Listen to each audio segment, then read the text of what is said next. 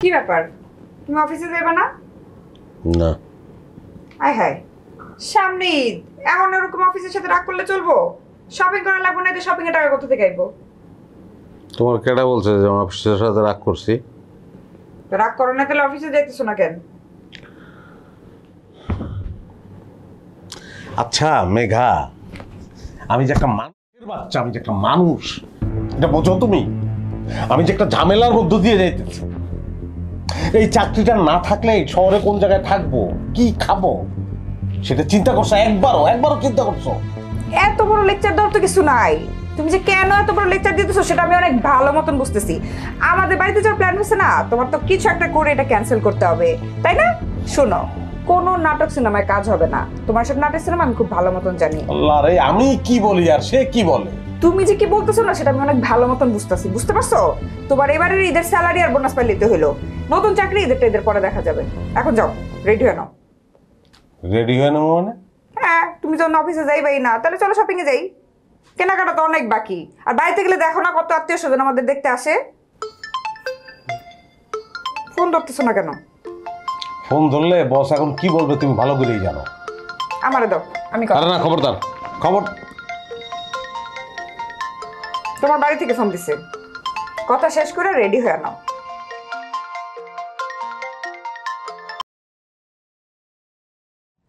হ্যাঁ মা, বলো।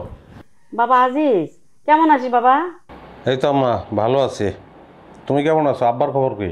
এই তো আছি, আমরা আছি মোটামুটি ভালোই। তোর বাবা এই রাত থেকে কইতেছে আজিজের একটা ফোন দাও, আজিজের একটা ফোন দাও, তাই তোরে কলটা দিলাম। আব্বারে চিন্তা করতে নিষেধ করো আম্মা, আমি আসবো। তোর আব্বা কিন্তু বারবার করে কইতেছে তোর কথা, আইসা পড়িস কিন্তু। আসবো, তোমাকে লেগে কি কি আনতে হইবে সেটা কও। আব্বার কি লাগবো? আমাদের কিচ্ছু লাগবে না বাবা, তুই আর বৌমা আসলে আমরা খুশি। কত কোন দিন আসতেছস? ঈদের আগের দিন আসতেছস তো? ওই রকম একটা প্ল্যান আছে আম্মা। বাবা রে, তোর আব্বার শরীরটা ভালো না, যে কয়দিন আসে দুনিয়াতে, সময় পেলে মাঝে মাঝে এসে দেখে যাইস। এই হ্যাঁ, বৌমার একটু দে তো। আম্মা কথা বলবো তোমার সঙ্গে। বলো, আমি ব্যস্ত আছি। আম্মা ও টয়লেটে, ডায়রিয়া হয়েছে, কলেরার কাছাকাছি। আচ্ছা রাখি আম্মা, রাখি। হ্যালো বাবা,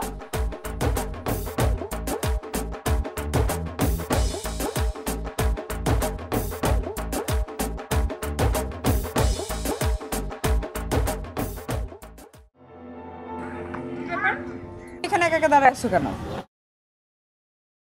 ওই ছাদে একটা মেয়ে আসবে, তার নাম পাপড়ি, এই জন্য দাঁড়ায় আছে।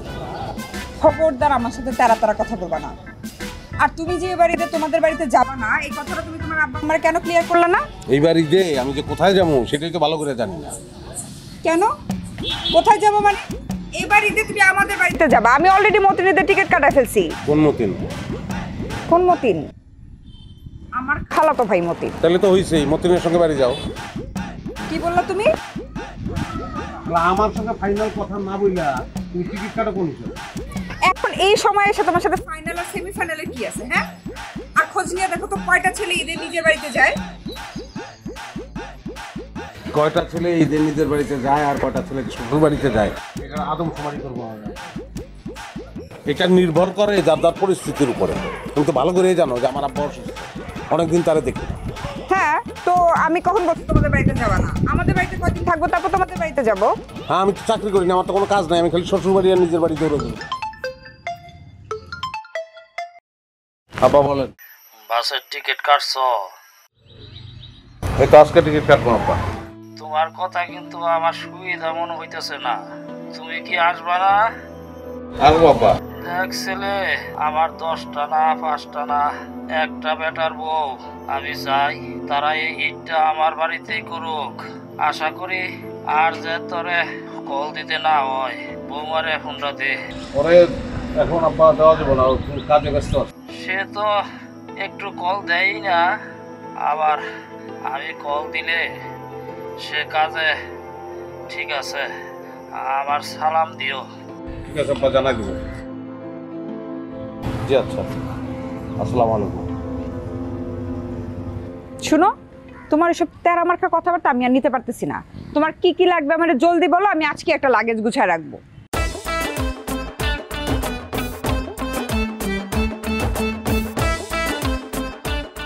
তোমার কোনো নাটকই না আমারে আমার বাড়িতে যাওয়া থেকে আটকাইতে পারবা না। তো নাটক করে লাভ নাই। কাজের মেয়েদের ছুটিতে গেছে, বাথরুম দুটা পরিষ্কার করো।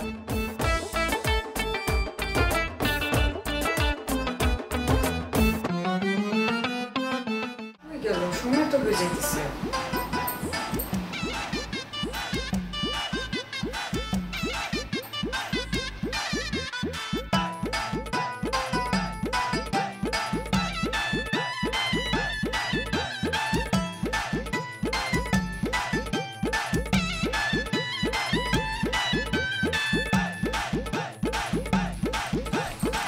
কি ব্যাপার, আর মাত্র 40 মিনিট সময় বাকি আছে, তুমি এখনো রেডি হও নাই কেন? আমার মাফ করো, চিরজীবনের জন্য আমার মাফ করে দাও।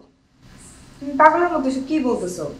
হ্যাঁ, আমরা ঈদ করতে বাড়িতে যাব, সবাই কত খুশি, আনন্দের ব্যাপার, সেখানে খুশি হবা না উল্টাপাল্টা কথা বলতেছো কেন? কারণ আমার কোনো খুশি নাই, আমার জীবনে কোনো খুশি নাই। খুশি আর হাসি নামে পরিচিত দুটো মেয়ে ছিল, তারা বহু আগে মারা গেছে। তার মানে তুমি বলতে চাইছো তুমি যাইবা না? না, তুমি একলা যাও। ঠিক আছে, আমার যা করার আমি করতেছি। তুমি কি করবা আমি জানি না, কিন্তু যাওয়ার আগে একটা কিছু দিয়ে বাড়ি দিয়ে আমার মাথাটা দুই করে যেত। হ্যাঁ আম্মা, আমরা আসতেছি না, এটাই ফাইনাল। কিভাবে আসবো? আমি একলা একলা কিভাবে আসবো বলেন? ঠিক আছে, কথা বলেন। ধরো, আমি কথা বলবো না। তুমি কথা বলবা।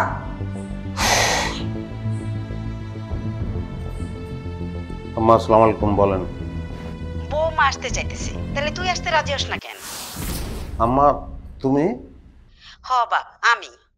দেরি করিস না, তাড়াতাড়ি রওনা দিয়ে দে। কি ভাবতেছো তোমার আম্মার সাথে কথা বলে দিলাম কেন? আরে যাইতেছি তোমাদের বাড়িতে, তো তোমার আমার সাথে কথা না বলে কি আমার আমার সাথে কথা বলাবো? তুমি তো ভালোই ভেলকি যাইতেছো, বানুমতির খেল।